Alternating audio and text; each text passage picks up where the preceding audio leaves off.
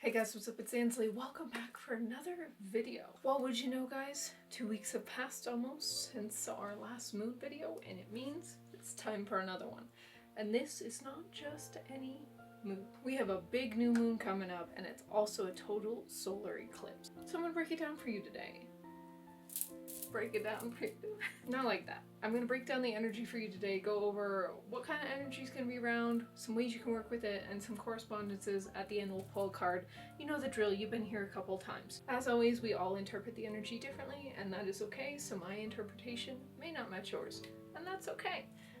So just keep that in mind as we go forward. So our next new moon is coming up quick on August 12th, and this is also going to be a total solar eclipse.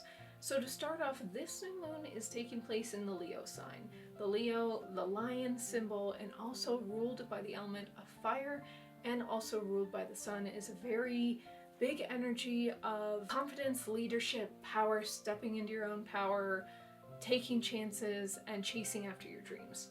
The Leo is very proud, very confident, and knows their worth as they take up space in the room that they deserve. And alongside with the energy of new beginnings and new opportunities that the new moon always brings, this Leo influence is giving us a chance to step up. Confidence, growth, stepping into your personal power, rising above the judgments and fears and negative energy around you, and knowing who you are fully and confidently, and allowing that energy to guide you forward into a life that you've always dreamed of, to take opportunities that perhaps you were afraid to take before, and to overall know your worth and be willing and okay with taking up the space you deserve despite what anyone else thinks of you. And aside from just the personal power and leadership aspect of the Leo is also very driven, very passionate. They are a very creative energy and remind us to keep dreaming big, to not dim our light because others don't believe in us, but to learn to believe in ourselves and use that momentum to dream bigger and better than ever before. So that all sounds wonderful already. It's a big burst of energy of just personal power. But then we have the solar eclipse coming in. This is a total solar eclipse, and solar eclipses are usually pretty big changes coming. Eclipses often bring quick and sudden change. They bring a big energy of rebirth and a turning point, something changing in our life, making way for something new. That's because eclipses are often energetically seen as a balance and a connection or a merging between the subconscious and the conscious energy of ourselves. So this helps energy to line up when it otherwise would usually be separate. And in doing so, it offers a beautiful opportunity for clarity and balance within us, new realizations as all of this energy comes together, and helps us to see the world a little bit differently and to shed the old identity and beliefs that we held that no longer align with us. In doing so, this often helps to clear blockages from our path, helps us to redirect our energy elsewhere, and opens new paths that may have been closed before. It's also a powerful time of karmic cycles coming to an end. So karmic cycles go on for years and years, and when they come to an end, there's often a big change that happens, a shifting in our life, and often new awakenings that come with that, but also a beautiful new opportunity for us to grow out of our cocoon and to spread our wings and embark on new journeys in other ways. Now, if that energy wasn't enough for you, there's more. This is all also happening on the last day of the Lionsgate portal, which is August 12th. And if you didn't see the previous video, we talked about that a little bit, but the Lionsgate happens every year from the end of July until August 12th, peaks on the 8th of August, and is just a big energetic portal of opportunity, abundance, manifestations, and just new dreams that we're going after. So as such, aligning with all the things, the moon and the eclipse and the Lionsgate are all happening at the same time, giving us a really big opportunity to make some changes, to shift, to work on ourselves, to do whatever it is that we are feeling called to in order to create a life of our dreams and all that we have desired before. Now allow me to take the pressure off of that a little bit. I just want to say that there is always an opportunity to make changes to your life. Every single day you can choose to make a change, every single second. And you don't have to wait for a big energy event like this at all. You don't need these things to make a shift in your life. You can do that right now. I see these events much like the same I see working with crystals, where crystals are wonderful tools. They carry energy that can help you, but they are not necessary for you to do the things you're trying to do. And don't stress yourself out over it, trying to get these things done on the day, because the most important thing is to honor yourself and do what feels right for you. And just remember, there's always ample opportunity for you to make these changes. With that said, if you are feeling up to doing any practices at all, here's a couple that I would suggest if you're looking for a little bit of a more casual, simple way to connect with the energy without having to do a big ritual. The first one is to take time to honor yourself. Kind of like what we were just talking about, honor where you are and such, don't push yourself, but that also goes along with taking time to check in with yourself. See where you're at mentally, emotionally, spiritually, how you're feeling about your path,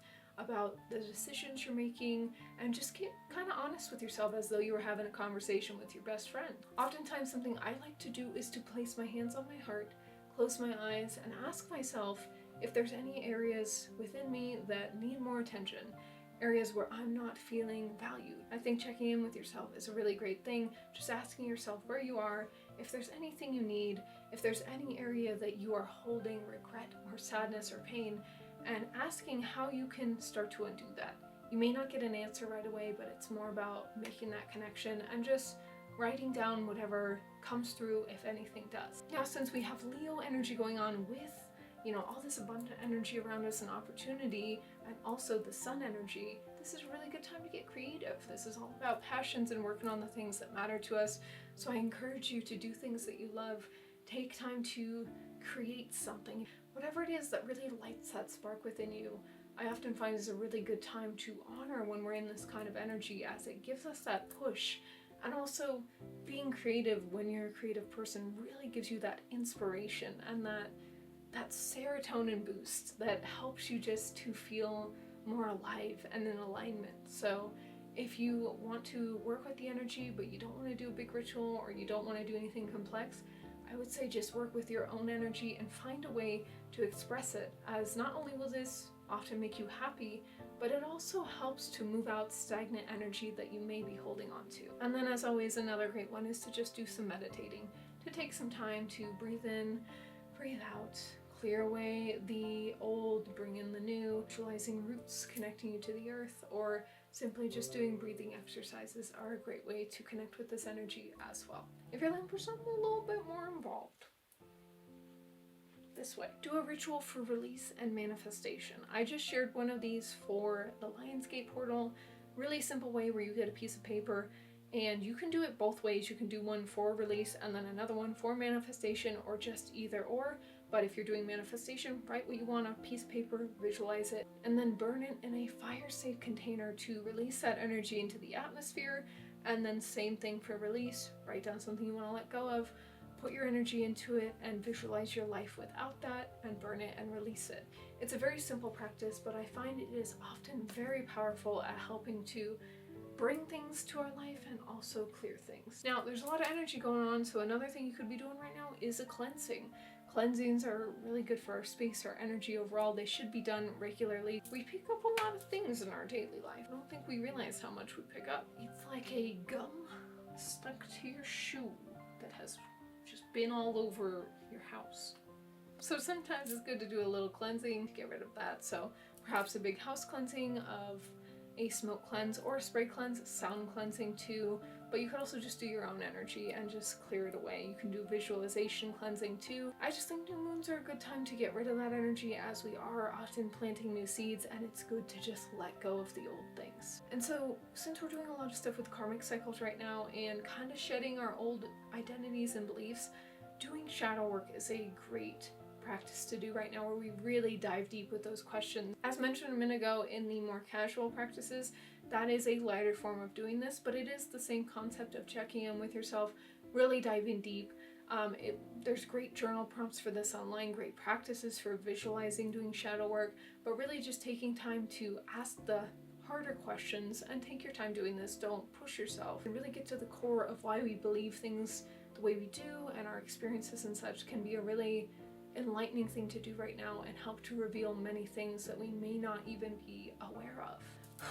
Have I talked too much yet? Okay, now if you want to work with some crystals just to enhance the energy or do some energy healing with them, some of the good ones you can be working with right now are quartz. Quartz is really good for clear thinking, helps us to tune in with our intuition, amplifies the energies we're working with, the things that we're trying to manifest and such, and it's just overall a really good crystal for tuning in deeper to yourself. Labradorite is another fantastic crystal to be working with right now, as this crystal is often linked with transformation, change, and also the more magical side of things. It's really good for connecting us to our inner self, our intuition, and also helping us to channel and work through different awakenings going on. Then we got tiger's eye, which is another beautiful crystal to get grounded, to get clear, and also amplify that intuition. It's often connected with the Leo in the way that it's all about ambition. It's about creative energy and also personal power.